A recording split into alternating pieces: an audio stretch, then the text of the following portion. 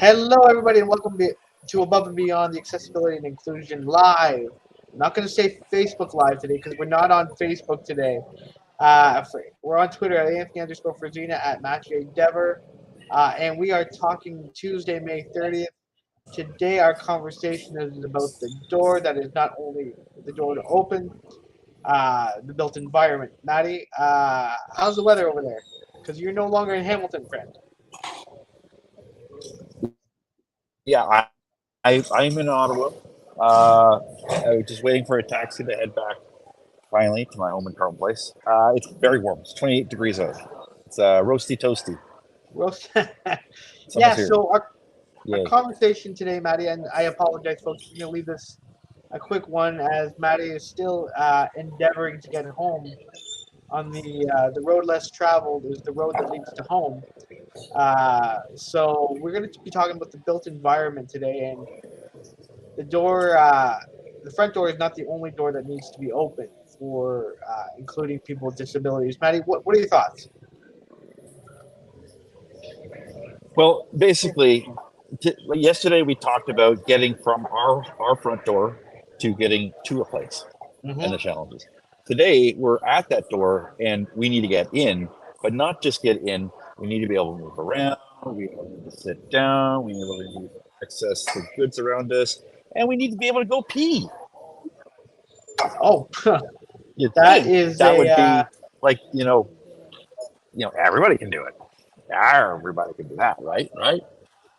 yeah. I mean, I'm actually going out to eat tonight, so I'll let you know what the accessibility of that restaurant is on a later date. We'll keep that Yes. off camera for now. But yeah, no, you're right, Matty. Like when it comes to the built environment, there seems to be, and I want to say this, but I say it with respect. There's a lot of shortcuts when it comes to the built environment, and again, not understanding when you build with accessibility, when you build with inclusion, Mm, uh, the collective will prosper. yeah.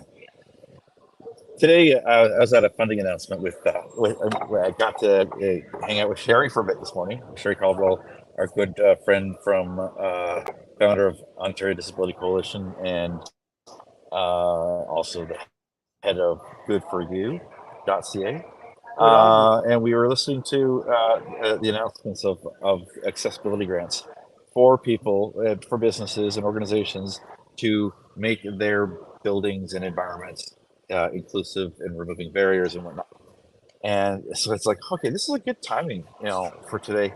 Because one of the things that Sherry and I were talking about is there's a lack of awareness of funds available to make things inclusive, to remove barriers.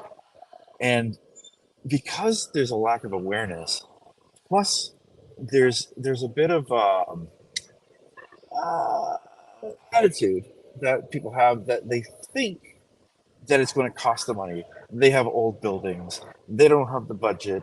They don't have the ability to upkeep it. They don't want to have liability, blah, blah, blah, blah, blah. And if we can solve one problem in making people more aware, businesses more aware that these things are out there, that even municipalities have a little bit of funding, they want their businesses, they want their retail spaces to be more accessible because it serves everybody in the community. Again, we say this all the time. Disability is the only demographic that's constantly increasing. We're growing as we age. We have more needs now. People have temporary disabilities, if not the permanent disabilities. Like it only can serve you better to have more clients. So Yeah, open the door. yeah, 100%, man. And and it's about when placement of accessible buttons. Don't put it up behind that big potted plant because you want to make your venue look good. Don't put it on a pillar that's on the opposite side that makes it awkward for those who actually require the use of the button to do a little do-si-do around the pole just to hit the button. It's things like that. Having that understanding, having that perspective from those with lived experience, I think Yeah. is of the utmost benefit. And I think Yeah. we are slowly trending towards lived experience versus what the AODA provides, what academia provides, what compliance is. And Maddie, you and I, we've talked about all of that at nauseum Yeah. uh, Yeah. And even over the even last while. yesterday we talked about it. Yeah. I think, uh, in a nutshell, you need to seek us out. You need to ask what we need. You need to listen when we say things. You need to have an attitude of finding solutions, not talking about problems. And there is funding out there. Um, it's the time is now. There's the motive is out there, for everyone to look at their own environment and see what barriers they can take down. That's what this week's all about. It's about celebrating Right. where we've And come, but also about talking about looking at the barriers and what you, as an individual, as a business owner, as an organization, as a citizen, can do to remove barriers.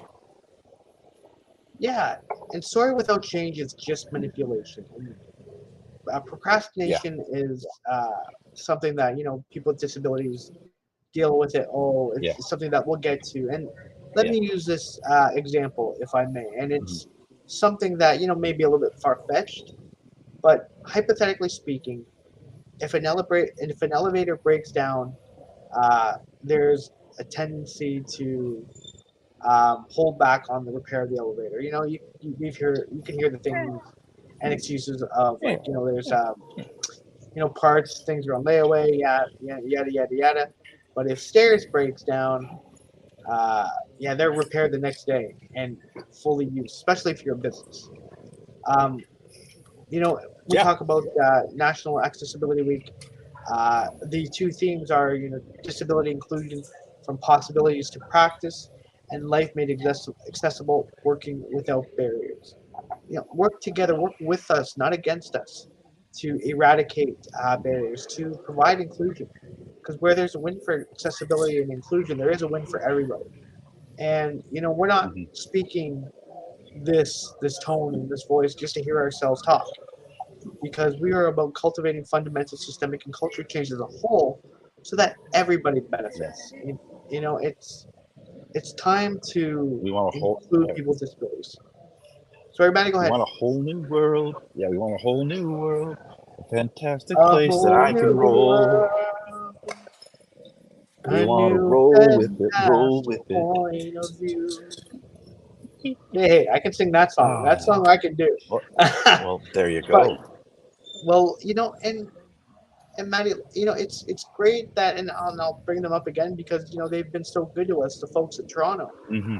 Yeah, Talking about construction zone and planning for accessibility around construction sites. They have really been generous with their time and really listening and hearing us. And their intent is to call to action. We've got a few things planned with them over the next few weeks that we yeah, can't really discuss at this point, but it's exciting. It leaves me with hope. It leaves me with optimism. It leaves me with yeah. the thought that It things can be done. are on the Like, up it's and up. proving that it can be done, and it's done elsewhere. It can be done. You know, you know. Again, you talked about it, Maddie, at the beginning. It's an investment rather than a cost. It's an Yeah. understanding that uh, putting forward the investment will help your bottom line Hmm. unsurmountably. It'll allow people with disabilities, visible or invisible disabilities, to be more active in community, to obtain jobs if possible, to work from home. Even like we talked about the pandemic Yeah. has really opened the eyes of people with disabilities and people as a whole. Having this hybrid opportunity. We're doing this.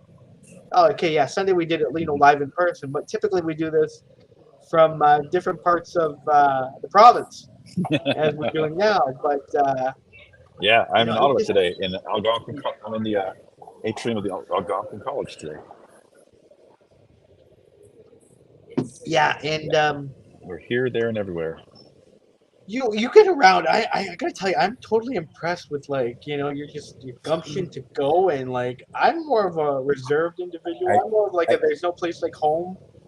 Yeah. I want to work on, I I don't like being locked in my room, and mhm. so I want to go wherever I can. Like I just always wanted to be I'm a goer, doer. I don't like sitting. I mean, I like sitting still and then getting up and going someplace else. I know we're not talking about transportation today, but today I went on my sixth transportation system when I went to Gatineau today, which is a totally different way of doing things as well. No consistency. I mean, accessible enough, but no consistency at all in any of the six systems that I've used. None, not at all. But yeah, it's the thing that like I went to the Rita Center, to our I think it's our largest mall in Ottawa, and I signage um, was better. Like I could find I had to find a washroom. I was at a part of a mall that I haven't. Like they keep building on and reconstructing and building, so it always looks different. Um, Yeah, but I was able to easily find it. Like I feel that there's a subtle direction thing for people. It's not overt. Like our LRTs in the train stations, they actually have a dotted rigid ground that leads you from the elevators to main entrances and to the accessible gates of the fare gates. I love it. I swoon over it because it makes a difference. And I think that, like, because I'm talking about now because it brought me into the mall and into a place where it was a lot easier for me to figure out where I needed to go.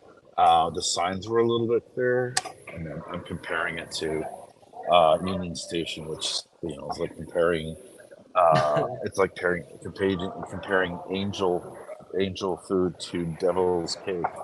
I It's can, different. Yeah. I All I right. admire you. I think our time is gonna. We got about another minute to go here. It's Better about a minute. Yeah, I just I admire you, got a buddy. Like, I mean, message. you doing all that, you doing all that traveling. Like, I mean, I'm a little apprehensive to travel for that, that very reason, to for fear of Hmm. getting stuck and without Yeah. without the support because we don't have any contingency plans. But Maddie, throw up the graphic. I'll let everybody know what's going on with us. All right, so There you this is go. National Accessibility Week for 2023, and once again, thank you all for joining us.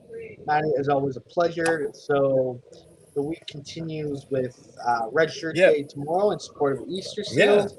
Maddie and I should be Maybe back we get. on, Maybe. hopefully on Facebook at Yeah. 5 p.m. Hopefully. Eastern Time. Hopefully that works again.